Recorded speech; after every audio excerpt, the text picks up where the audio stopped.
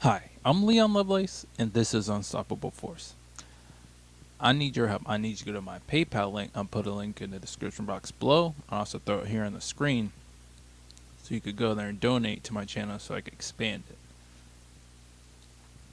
But I'm finally getting to the Washington State teacher strike story that I wanted to talk about because I fucked it up earlier, but I think I'll be able to get it down pat this time. And this is important because now, of course, we got a long history, or at least a relatively long history, of not really striking that much for several reasons, but just over the last few decades, just all the tax cuts and all the corruption and all of us working people are finally getting tired of all the wealthy people getting all the money and income thrown their way while we just keep getting crushed by the big corporations and government institutions that aren't representing us. We're finally starting to fight back. And I'll start at the top. This article is a few days old. Let's see, I think it's a little bit over a week old. It's, it's 2 weeks and a day old, but I was looking for more recent news articles, and there's not really that much. Yeah, there hasn't been many updates. But I think I will go over like a little bit of one news article. But I'm gonna go with the World Socialist website article first.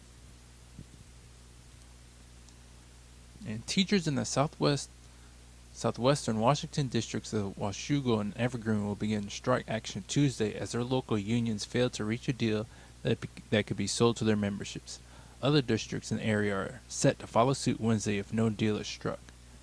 Teachers and support staff across the state are demanding significant increases in pay. Years of underfunding have eroded school workers' wages in a state that has experienced astronomical growth in the cost of living. And let me repeat that. Years of underfunding have eroded school workers' wages. And I hear a little bit that the people out west are really progressive, so I would have thought that those governments would have been at least quite a bit more progressive than us here in the east, and especially if you live in the south and the southeast like I do in North Carolina.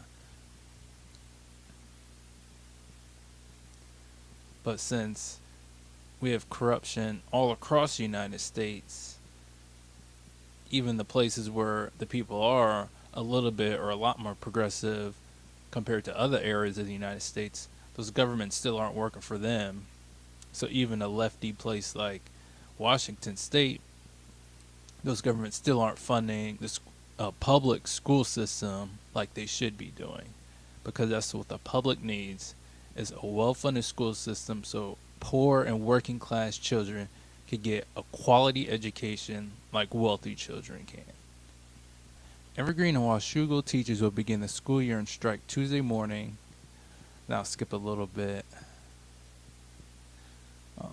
Teachers in both districts voted by more than 90% to authorize a strike last week if a deal was not reached before August 28th, which was already like 2 weeks ago, the beginning of the school year. I'll go down to this paragraph. Washougal public school officials announced that they would be locking teachers out Tuesday after their latest offer, which they claim would give teachers a 26% increase in base pay, was rejected by Washougal Education Association negotiators, who disputed the amount offered to teachers. Teachers in the district voted by 96% for strike authorization on August 21st. So I'm gonna suspect that if that Washougal Public Schools actually did offer them a 26% pay increase, the teachers are still rejecting that offer because they're not increasing the funding for the school system. Because a lot of what the teachers have been striking in West Virginia, Kentucky, Oklahoma, and Arizona, it wasn't just that the teachers need more pay because they're horribly underpaid, especially compared to other professions, since teachers have a critical job in our society. It's not just the pay, but the funding for the school system needs to be increased. so the students and the teachers have all the resources so they could provide or get the education that they need.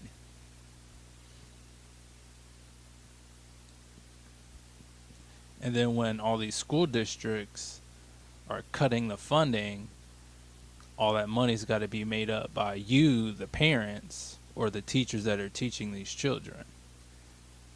And since us working class people don't have the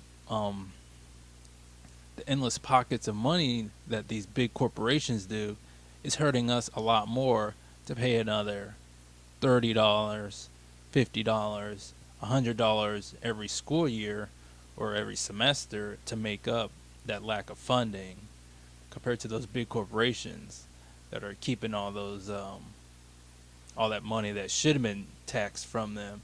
They're just getting it back in tax breaks. Then another thing some of the other teachers were striking on is because of their healthcare system. So I believe it was the West Virginia teachers were also like really demanding and making a point that it was also that they need more funding to the healthcare system, because since we don't have single payer healthcare like we should have, a lot of that money's just coming out of our pockets to pay these fucking middlemen called insurance companies. And whenever the companies are not putting as much money into the healthcare system, then we have to pay out more. And if we're not getting these big, even moderate pay raises that we should be getting, because we should be getting pay raises every year to keep up with inflation, it's just hurting the poor and working class people just that much more. Oh, here's another important paragraph in the article. Of the 295 districts in the state, more than 200 do not yet have a teacher contract in place following the reopening of contract bargaining by the state Supreme Court's McCleary ruling, which found that the state was failing to fulfill its paramount responsibility to educate Washington children. As a result, the state was forced to provide an additional $8.3 billion in additional education funding over the past 2 years, including some allocated specifically to increase teacher pay after Democratic Governor Jay Inslee's 6-year freeze on the cost of living increases mandated by state law. Just for the fact that this governor froze some mandatory pay increases means that the people of Washington State need to get his fucking ass out of office. Because just keeping up with inflation is the minimum that governors, state legislators need to do to make sure that the working and the poor people of their state have a decent quality of life.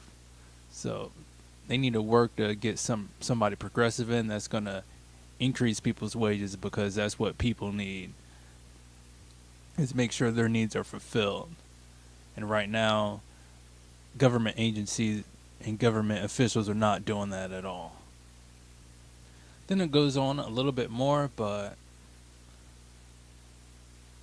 the end of the article does talk about the teachers in Washington State, and by extension, teachers all across the United States and workers across Washington State and the United States need to build their own organizations around the unions, because the unions are also working to suppress the workers to make sure they just keep their money train going. Because especially for the union leaders, some of these union leaders have massive incomes, and if they have huge salaries, they're really not working to make sure that the union members are getting the pay increases that they need to be getting. It's just a lot of pay is just going to those union leaders.